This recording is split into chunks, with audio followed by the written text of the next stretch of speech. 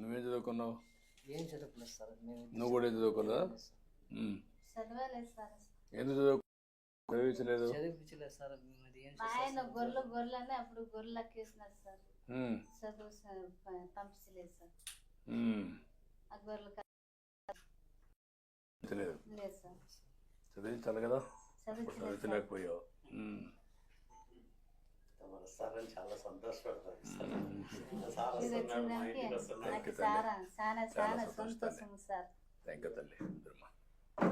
అందుకే ఇప్పుడు 4,000 రూపాయలు పింఛన్ ఇస్తున్నాం కదా, ఉపయోగమే నీకు? ఎట్లా ఉపయోగం? అవును చెప్పని.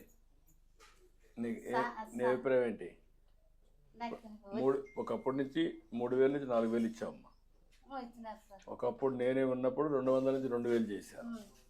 మళ్ళీ ఇప్పుడు 3,000 నుంచి 4,000 చేశాను. నీకు దీనివల్ల ఎంతవరకు వెసులుబాటు వస్తూ ఉంది?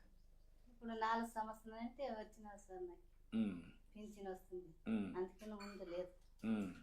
ఇప్పుడు పైన సంవత్సరం 3,000 తీసుకుంటుంటే ఇప్పుడు నువ్వు వచ్చినాక 4,000 రూపాయలు తీసుకుంటాను సార్.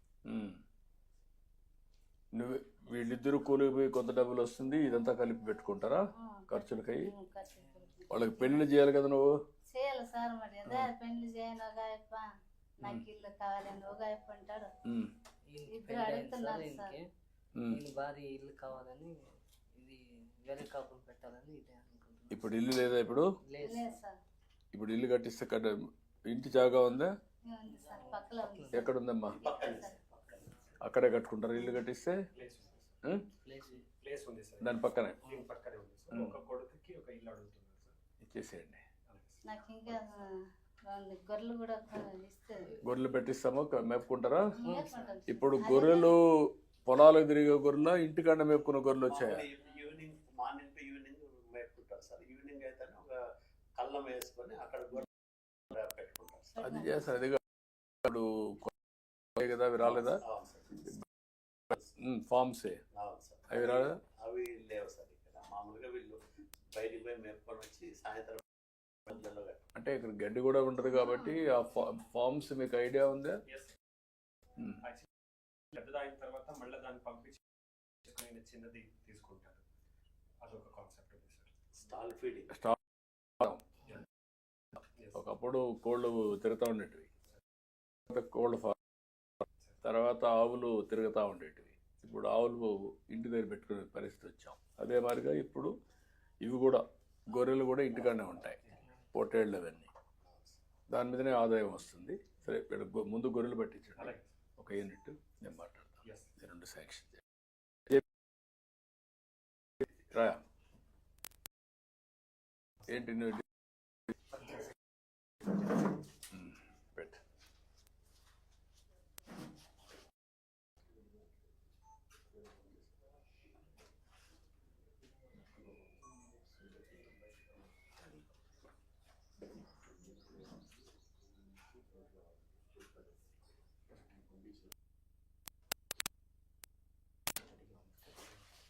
సరిగా తుడుచుకోమ్మా.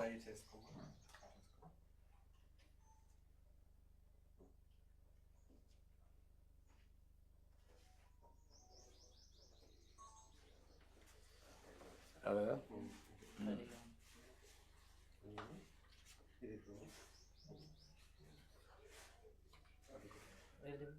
నెట్వర్క్ ఉందా?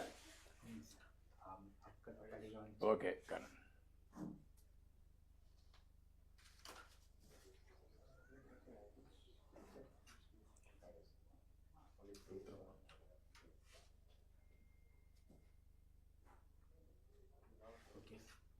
ఓకే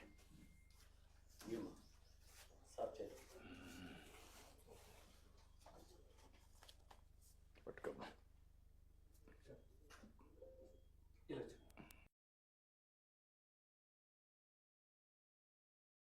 ఏమి లేదు. ఏం చేస్తారా భూమిలో? పంటలు వేస్తారు. ఏదమ్మా? 2 లక్షల పైన పెడతాం సార్ పెట్టుబడి. పంటే లేదు సార్. అది చౌడు భూమి సార్. చౌడు భూమి అది పండిస్తారు సార్. పంట రాదు. పత్తి, మిర్చి అట్లాంటివి వేసుకుంటారు. వేసుకుంటారు. పెట్టుబడి పెడుతున్నారు కానీ ఈల్డింగ్ వేడి వల్ల ఇప్పుడు ఈ విధంగా ఉండేటన్ని ఈ ఇయర్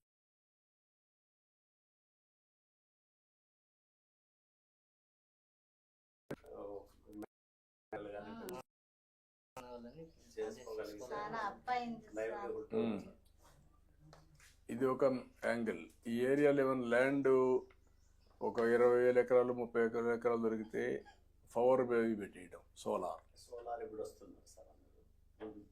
ఒక 5,000 ఎకరాలు ఐడెంటిఫై చేశారు మొన్ననే కలెక్టర్ గారు కూడా కలిశారు. వీళ్ళందరూ ముందుకు వస్తే వీళ్ళకి కూడా ఆదాయం పెరుగుతుంది కాబట్టి ఇక్కడ వీళ్ళకి ఒక 8 యూనిట్స్ ఉన్నాయి సార్ స్టీల్ ప్లాంట్ చిన్నది. ఇప్పుడు 2,500 ఎకరాలు మనం చేస్తే వీళ్ళందరికీ జాబ్ ఆపర్చునిటీస్. ముందు వీళ్ళకు గొర్రెలు పట్టించండి, నేను మాట్లాడతాను.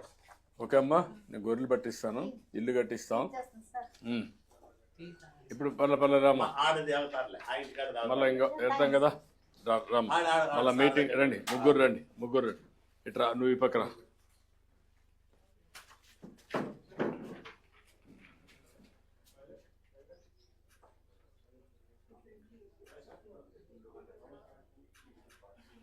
ఓకే అమ్మా, ఓకే బాబు. ఏదో ఒక పని చేయాలా మీరు, గమ్మనుంటే ఎట్లా? లైఫ్లో జీవితంలో సెటిల్ కావాలి కదా. సార్ మరి ఏం సార్ అవునమ్మా, ఏదో ఒకటి ట్రై చేయాలి కదా. ట్రై చేస్తాం సార్. పని పోయినా కానీ 4,000 రూపాయలు వస్తున్నాయి సార్. ఇంటి ఖర్చులకే అయ్యలేదు సార్. కాదమ్మా, సార్ సహకరిస్తారు, సార్ సాయం చేస్తున్నారు. మేము కూడా చేస్తాం కానీ మీరు కూడా చేసుకోవాలి, బాగుపడాలి. చేసుకుంటాం సార్. ఓకే అమ్మా, నేను మాట్లాడతాను, చేపిస్తాను. Okay thanks sir. 20 గొర్రెలు, unit 1 unit of sheep and house. ఎన్ని వస్తాయి? 20. ఓకే, అది ఇమ్మీడియట్లీ లాంచ్ చేయాలండి. ఇక్కడ ఇల్లు కూడా కట్టించేసి నీళ్ళు కాకపోయినా 15 acres ఆఫ్ గ్రామ్ కంటం ఉంది సార్ ఈ దాంట్లో. ఇక్కడే కట్టించేయండి, అలాగే. వాడికి ఇక్కడే కావాలంటే. రైట్. ఎట్లా వెళ్ళాలి?